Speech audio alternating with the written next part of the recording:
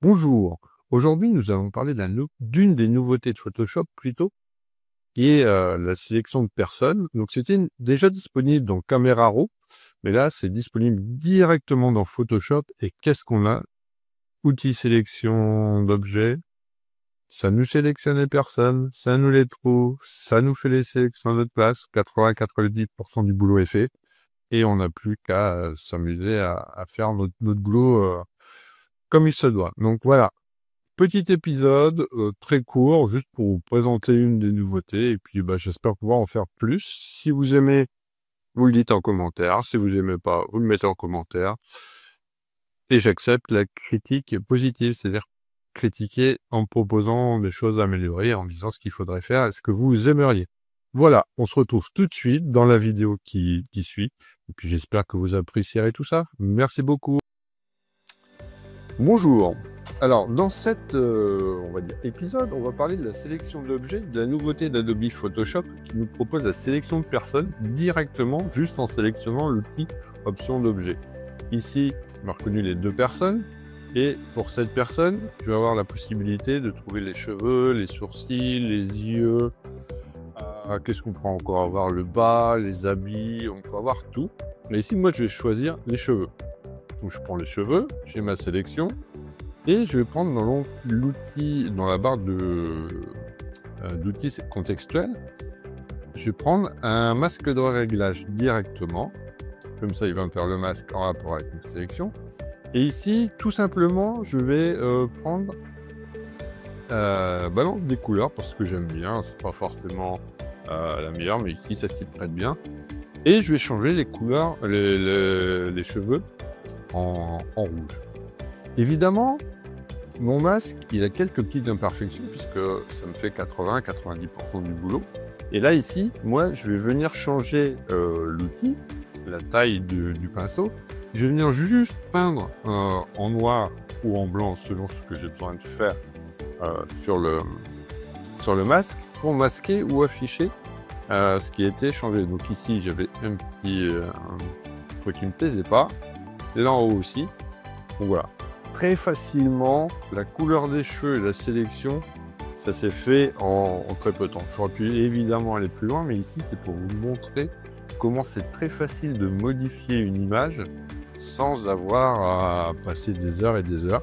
Voilà, là, j'ai juste changé la couleur des cheveux. Et en 2 minutes, tout a été fait. Ce que je vais pouvoir faire aussi, en resélectionnant l'outil sélection d'objets, je vais voir mes personnes. Donc sur les personnes, à chaque fois, c'est interactif, vous voyez. Ça me montre ce que ça peut trouver. Donc ici, par exemple, j'ai les vêtements du haut. Donc j'ai on va dire le sweat blanc qui est sélectionné. Et sur celui-là, je vois des petits éléments. Je vois par exemple que j'ai un petit grain de café qui est dans les cheveux qui a été pris en sélection. Un petit endroit sous le menton qui devrait être ajouté pour être parfait. Mais encore là, j'ai 80-90% du travail qui est fait. Et comme tout à l'heure, voilà, je fais ma petite sélection. Dès que je suis content de ma sélection, là, voilà, là j'y vais, on va dire un peu à l'arrache, sans forcément prendre trop de pincettes, comme ça doit être. Mais voilà, là je fais ça. Ensuite, même chose.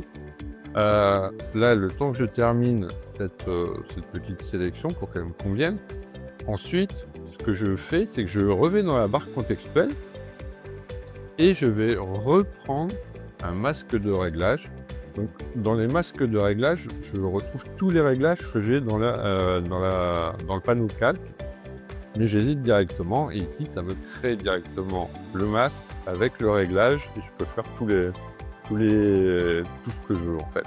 Ici, par exemple, je pourrais essayer couleur photo, filtre photo plutôt, qui me permet de changer un peu la couleur selon l'harmonie, voilà. Tout va dépendre de votre finalité. À vous de tester et de voir ce qui va rendre le mieux. Moi ici, c'est pas ce que je veux faire. Je pourrais essayer aussi un autre que j'aime bien, mais on le verra par la suite, qui va super bien aller pour le jean sur la droite. C'est ici, on va essayer, par exemple, on va reprendre On va reprendre où est-ce que j'ai mis? Oui, heu, voilà celui-là. Correspondance des couleurs, ouais, si je le prends là, je vais avoir en fait une lutte, c'est un réglage, un prédéfini. Vous voyez ici, il y a toute une liste et selon ce que je choisis, bah, par exemple ici, voilà, j'ai tout cramé. Mais là, par exemple, j'ai besoin que ce soit cette couleur-là, paf, je mets juste, ce réglage-là, sans problème.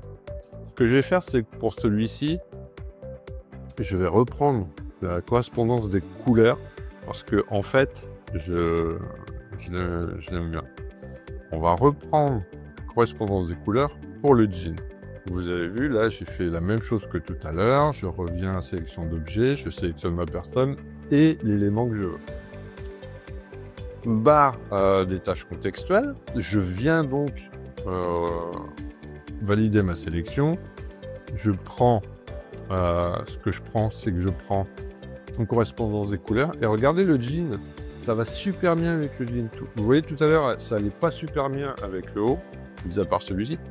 Mais là, avec le jean, ça correspond très bien. Et vous voyez que la petite étiquette derrière qui n'est pas sélectionnée pour que tout fonctionne bien.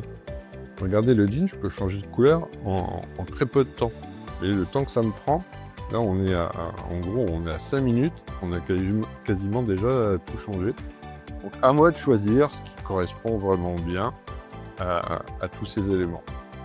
Et la petite chose qui est pas mal, vraiment ce qu'on va faire, c'est qu'on va, revenir ici, tiens, on va changer la couleur du haut de la fille de droite. Donc on va prendre vêtements du haut, boum, on applique, hop, on vient voir ce que ça donne, bim, et on va faire comme tout à l'heure, comme on le fait depuis tout à l'heure, mais je pourrais très bien aller là-haut, en sélectionner, masquer, affiner ma sélection, voilà, ça reste les outils de Photoshop. Mais le départ, il y a un temps gagné de fou.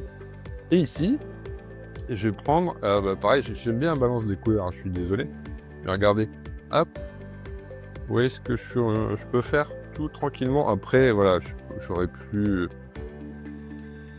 avoir tout changé, mais ici, je vais avoir tous mes réglages qui sont là, et en quelques, on va dire, secondes, tout va être fait comme je le souhaite.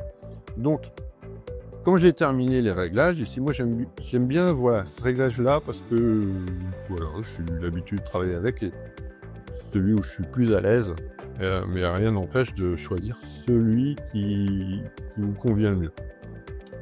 Ensuite, quand on a fait ça, on a la version finale, on va dire ici, et on a la version du début. Le petit truc que je fais, moi, c'est que je prends les compositions de calque, voilà, hop, et je vais faire une première composition qui est, on va dire, la version finale, et je vais faire une composition qui est la version de départ.